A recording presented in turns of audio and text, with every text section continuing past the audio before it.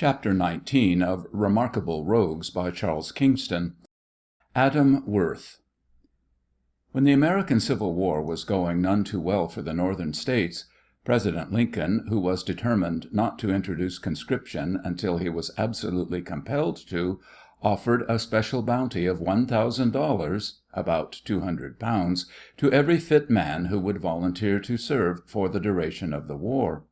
We all know now that even the generous bounty failed to solve the recruiting problem, and that conscription had eventually to be resorted to, but for a time that $1,000 offer elicited numerous responses, and amongst the men it brought into the army was a young clerk of the name of Adam Worth.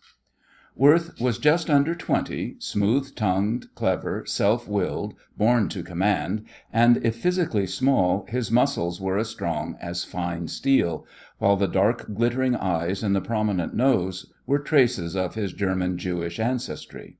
He received his $1,000, donned the uniform of the Northern Army, and then deserted, to re-enlist later in another regiment and receive another bounty.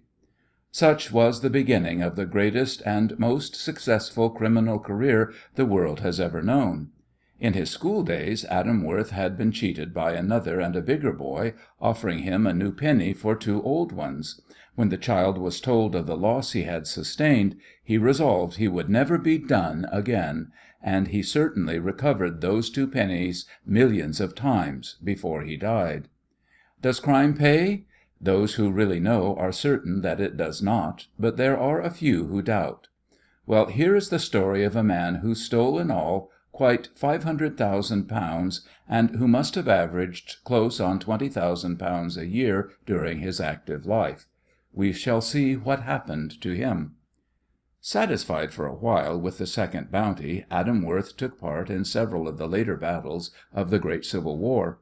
There is no record that he distinguished himself, but on the other hand he performed his duties satisfactorily and participated in the rejoicings which followed the triumph of the North. Along with thousands of others he was discharged from the army when hostilities ceased, and as one of the men who had fought for his country was assured of remunerative employment. But Adam Worth's ideas of money were too big to be honest, and he quickly drifted into the society of thieves. He turned pickpocket and achieved some very neat thefts. Then he took part in a robbery from a bank. He directed the operations, and their success confirmed what most of his associates were slowly realizing, that Adam Worth and success went hand in hand. Gradually they began to treat him with respect. Afterwards they looked up to him as their leader. New methods were needed, and Worth supplied them. "It's just as easy to steal $100,000 as a tenth of that sum," he said to his criminal associates. "The risk is just as great. We'll, therefore, go out for the big money always." He introduced the system of utilizing the proceeds or part of them of one robbery to help to bring off the next. Hitherto the average thief was accustomed to spend his ill-gotten gains in dissipation, and then look about for a way of filling his empty pockets. Adam Worth changed all that. He realized that crime must be capitalized if it was to be successful and to pay large dividends. One robbery, for example, brought in about $10,000, and he distributed only half of this amongst his followers, the balance being held in reserve for another bank burglary, and the reserve was frequently added to. Worth's foresight was justified immediately. He had dispatched Confederates all over the United States to seek out likely banks to rob, and when one of them reported that the Boyston Bank in Boston was just the thing they were looking for, Worth journeyed from New York to inspect. He was delighted with what he saw, for it seemed to him the bank was built purposely for him. With proper care it would be the easiest job of his life, and he saw to it that every care was taken to ensure success. Next door to the Boyston Bank was a barber's shop. It did a good business, and had Worth not possessed considerable monetary reserves, he would never have been able to induce the proprietor to sell out. The crook, however, offered him a generous sum down on the nail, explaining that he was the representative of a New York company which was going to introduce into Boston a patent bitters which would sweep all other patent bitters out of the market. The money and the explanation were accepted, and within a few days the necessary alterations had been made. The shop window was packed with bottles, which prevented anyone seeing into the shop, and a wooden partition at the end of the shop effectively screened that part from observation should a stray customer appear. One of the gang, dressed as a shop assistant, was always on view during the day, but at night he assisted Adam Worth and two other men to dig a tunnel under the shop and into the bank next door. For a week they worked, taking particular care that no trace of their operations could be seen. The excavated earth was carefully piled up behind the wooden partition and watched as though it was gold. Thousands of Bostonians passed the window of the New Patent Bitters Company, unconscious of the fact that one of the most sensational bank robberies of the century was being carried out, for when the gang had finished their tunnel they entered the vaults of the bank, broke open 3 safes, and gathered a rich harvest of gold and silver and notes, worth in all close on $1,000,000. The 4 burglars at once fled to New York, and there they divided the spoils, later scattering when they heard that the Boston police were after them. One of the thieves went to Ireland, another to Canada. Worth and the 4th member of the gang, Bullard, sailed for England to open up a new and sensational chapter in the story of crime. Of course, they could not go by their own names. Bullard called himself Charles Wells, and Adam Worth took the name of Harry Raymond. He made it notorious before he finished with it. The 2 American crooks put up at one of the best hotels in Liverpool, intending to take things lazily for a few weeks, but Adam Worth's restless nature would not permit him to keep his hands off other people's property, even when he was possessed of £40,000, his share, after expenses had been paid, of the raid on the bank at Boston. His confederate fell in love with a barmaid at the hotel, and spent most of his time in her company, leaving Worth to wander about the city, ever on the lookout for a likely crib to crack. It was typical of the man that he should regard Charles Bullard's love-making with contempt, because it caused him to neglect business. Bullard could see no reason why they should take any more risks until their money was gone, but Worth looked upon crime as a profession which must be pursued day after day, no matter how large the profits.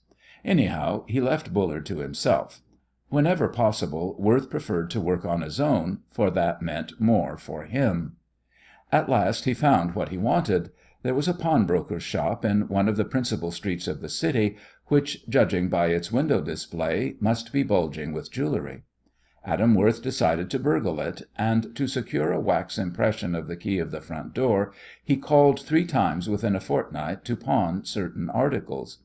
He was disguised, of course, for he had to engage the pawnbroker in conversation in order to get an opportunity to press the bit of wax concealed in his left palm against the key, which the pawnbroker sometimes left lying on his counter.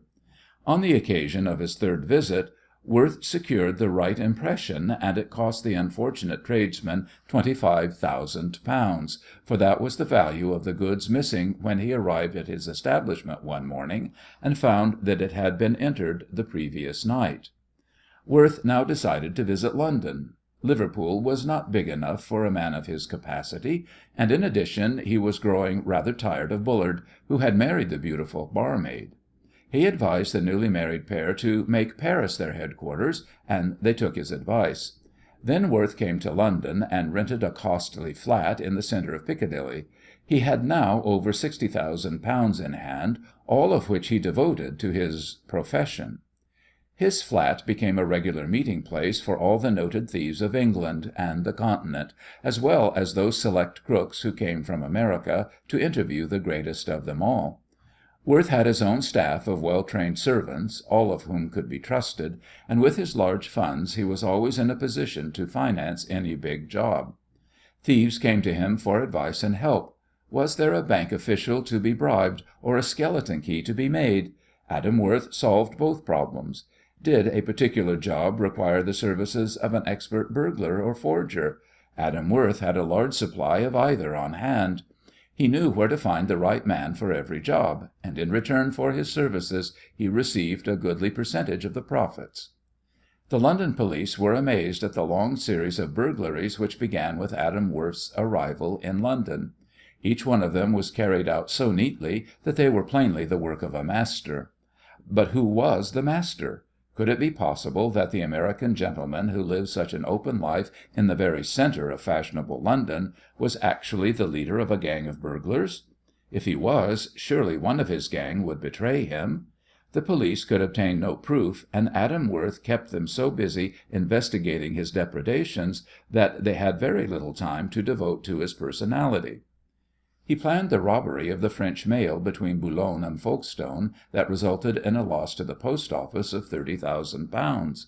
Adam Worth provided keys to fit the vans and the boxes containing the registered parcels, and on another occasion actually sent a couple of expert train thieves down to Dover with an exact duplicate of the registered mail bag, everything being on par with the original, even to the minute figures on the seal. That robbery brought in about £20,000, and it was only one of many. Indeed, every case Adam Worth touched turned to gold. Everybody who knew him regarded him as their mascot, and his own personality did the rest. He was generous to his followers in good and bad times. When any of them were down on their luck, they came to Worth and were helped with presents of money running into hundreds of pounds. In this way he bought them, body and soul, keeping a register of their names and abilities, and calling them up for active service when he required them. All this went on from the luxurious flat in Piccadilly. Now and then Adam Worth took a trip abroad, intending to rest, but he always came back to London with more money than he had gone away with. It was quite impossible for him to resist temptation. Amongst Worth's most trusted followers was an American, Charles Becker, the very greatest forger who ever lived, not even excepting the famous Jim the Penman. Worth retained Becker as his principal forger, and at his London headquarters the master criminal got Becker and 3 other men together, where a great campaign was planned. Cott's Bank was selected as the principal victim, and Becker, with marvellous skill, forged a number of letters of credit purporting to be issued by the London Bank.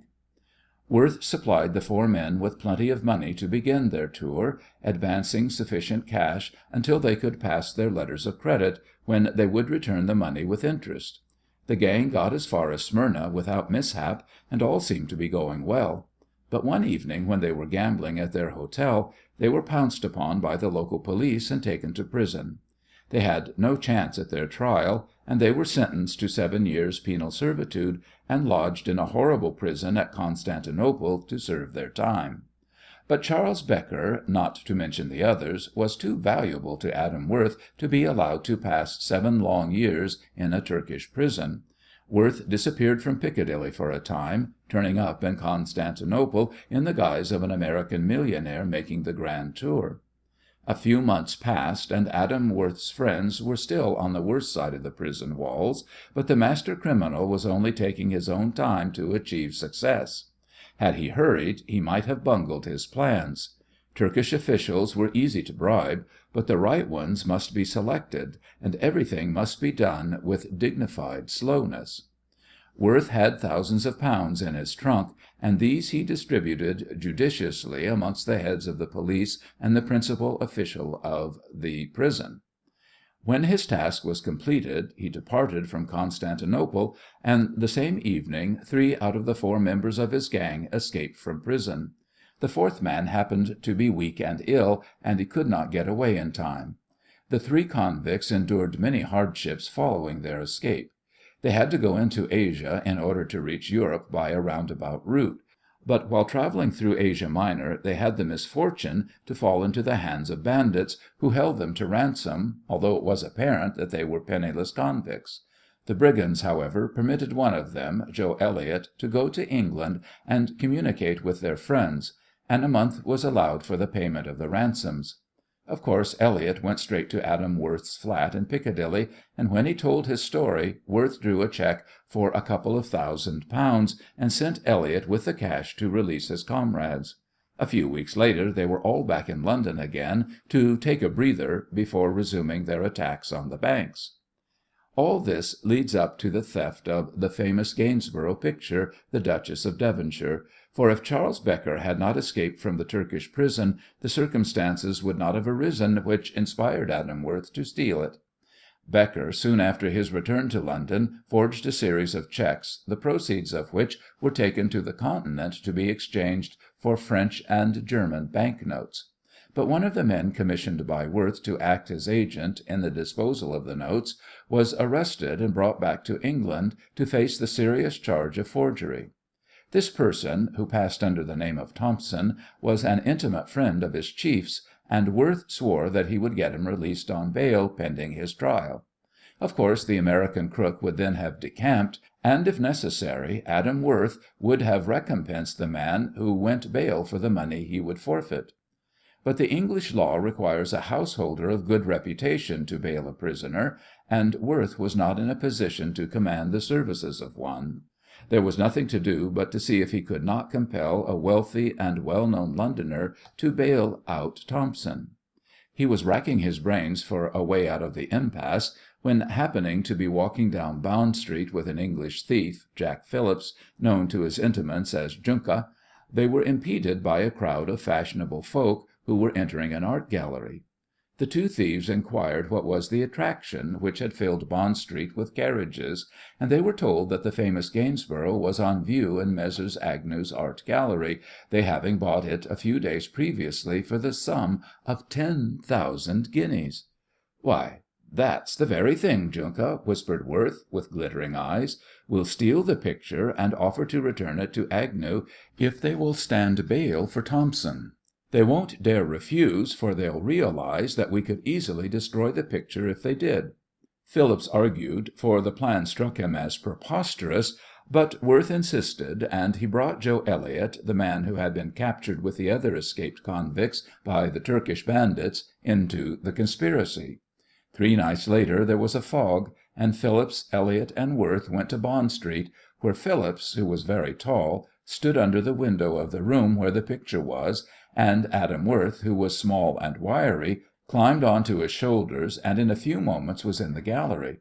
It was the work of a couple of minutes to cut the picture from its frame, roll it up, and pass it down to Phillips, while Joe Elliott kept guard 50 yards away to notify the movements of the policeman on duty. The programme was carried out without the slightest hitch, and the next morning London and the world was provided with one of the greatest sensations. That was May 26, 1876, and despite the efforts of the best brains of Scotland Yard, backed by a huge reward, Messrs. Agnew did not see their valuable picture again for 26 years. Then Adam Worth, a prematurely aged man, broken in health and penniless, returned the picture through the Pinkertons for part of the original reward. He wanted the money to provide his 2 children with a home, and to ensure a little peace for himself before he died.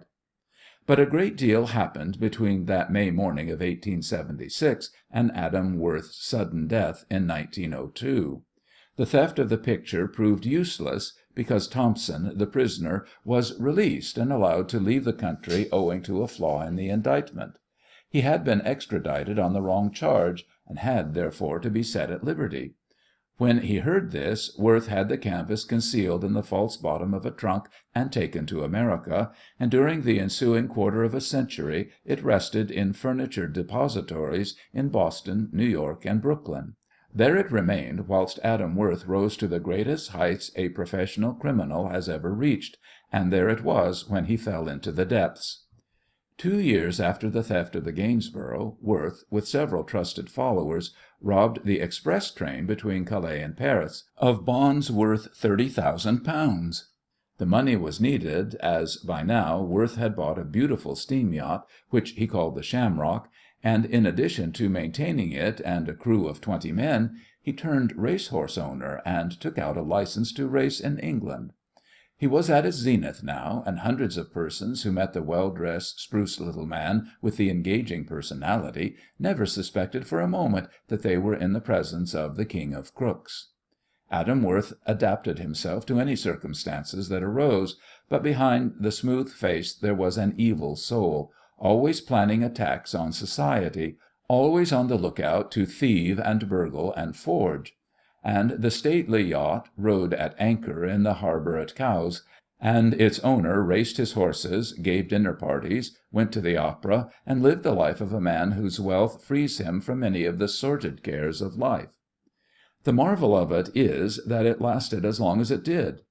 Adam Worth was always taking risks. Frequently he would go for a pleasure trip in his yacht, and every port he touched had reason to regret the visit, for it meant that someone lost thousands of pounds. Each visit was celebrated with a burglary or a successful raid on a local bank by means of a forged check. His feats were many, and it is difficult to know which of them to select here, for volumes could be written about the master criminal.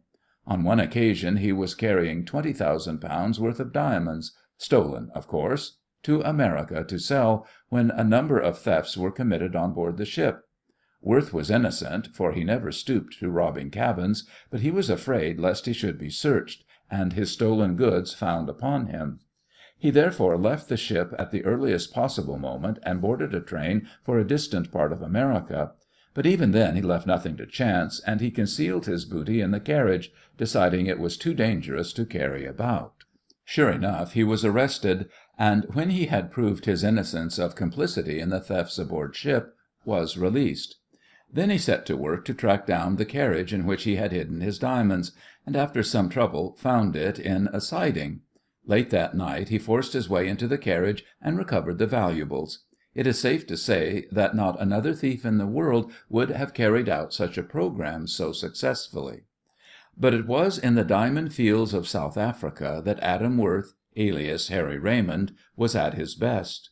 He was driven to visit Africa by the uncomfortable fact that the English police were watching him very closely. Indeed, they had gone so far as to place a detective outside his house day and night to report every visitor. This was unbearable, and Worth, who required more money, sent for an old friend, Charles King, and together they travelled to Cape Town. Worth was after a really big thing this time, and he told his companion that he was not going to be satisfied with anything under £100,000. His first plan was to take what he wanted by simply turning highwayman. He discovered that every week a consignment of diamonds was sent from the De Beer mines in a coach which was driven by an armed Boer, assisted by a guard. Along with King and another man, Worth delivered the attack. But the old Boer driver was not to be cowed, and he drove them off with his rifle. The failure of the plan sent King out of the country in a panic, and the other man decamped too. But Adam Worth was not dismayed. He knew that if he persevered he must win in the long run, and now, although he would have to act entirely on his own, he became convinced that there was another and a better way to rob the weekly parcel of valuable stones. As has been described, the diamonds were brought from the mines to the Cape Town post office in a coach, but they were not kept in the post office longer than it took to make a note of the address, for every week the steamer was waiting in the harbour to convey the precious packet to England. It was, however, absolutely necessary to the success of Worth's plans for that parcel to remain at least one night in the post office in Cape Town. How could he manage that? It was a stiff problem to tackle. He provided himself with the duplicates of the post office keys, particularly of the safes in which the registered letters were kept. This in itself was a great achievement, but it would take too long to tell the full story of how he ingratiated himself with the postmaster and secured the wax impressions. That was only half the work. It was more important that he should prevent the coach reaching Cape Town in time for the steamer. Worth went over the route taken by the coach, and he was delighted to find a spot where it had to cross a deep stream by means of a ferry. This was the crook's opportunity. He hid in the neighbourhood until it was dark, and then he cut the rope which held the ferry to the bank. When the coach arrived from the diamond fields, the ferry had floated a long way down the stream, and when it was recovered and the stream crossed, the driver must have known that only by a miracle could he catch the mail that week. The miracle did not happen, and the steamer had already sailed when the coach arrived. The parcel of diamonds had to be left in the safe of the post office, to which Adam Worth had a perfect key, and when he had first opened the safe he had seen £20,000 worth and more of valuables, and had refused to touch them. What was the use of £20,000 to a man who wanted 5 times that amount, and who could obtain it by waiting a few days? The authorities did not regard the delay to the coach as serious, and no extra guard was placed upon the safe in which the parcel reposed, and at the proper time Worth had only to enter the building, open the safe, and take out a collection of diamonds worth £150,000. It was a theft which can be described as a masterpiece in its own line. Once in possession of the diamonds, Adam Worth was in no hurry to convert them into cash. He knew that everybody leaving the country would be under suspicion, and so he trekked inland, posing as a merchant in ostrich feathers. Before he left Cape Town he buried the diamonds, and it was many weeks ere he and a confederate, who came from America purposely to help to smuggle the diamonds out of the country, returned to recover them. When it was deemed safe, Worth and his friend took them to Australia and eventually to England. The scoop did not lessen Worth's appetite for plunder. Other burglaries were quickly organized, and Charles Becker was busily employed forging checks on banks in England and France. One of these resulted in a friend of Worth's being arrested and convicted, and Worth himself avenged his confederate by robbing the banker who had given evidence of so much money as to bring about his ruin. But the day came when Adam Worth was caught. He and another thief were robbing the registered mail in Belgium when Worth's comrade made a stupid mistake, and his chief was arrested. He received a sentence of 7 years' penal servitude, and he served the time, although he was twice offered his freedom if he would reveal the whereabouts of the Gainsborough he had stolen several years previously. Worth, however, would not trust the word of those who made the offers, and it was not until he emerged from prison, wrecked in health and financially crippled, that he turned to the Pinkertons, the famous American detective agency, and consented on terms to surrender the famous painting. He was then approaching the 60s, and there can be no doubt that he had lost his nerve. For nearly 40 years he had warred against society, with only one defeat, and that defeat finished him. With the money the Agnews paid for the return of the picture, Little Adam, as he was affectionately known to his friends, provided his family with a home. All his life he had been devoted to his relatives, and he worshipped his wife and children. They never knew that he was a professional criminal, and even today they are unaware of the real character of the husband and parent beside whose grave they mourned 19 years ago. Adam Worth had his good points, for his motto was that thieves should be honest among themselves. He never resorted to violence, and he never betrayed a friend. And we know that he was good to his family, according to his own lights. He was a danger to society, however, and all we can wonder at now is that he was permitted to plunder it with impunity for so many years. But genius will overcome any difficulty, and the genius of Adam Worth was something which raised his doings out of the commonplace. Yet, when all is said and done, the king of crooks realized before he died that crime does not pay.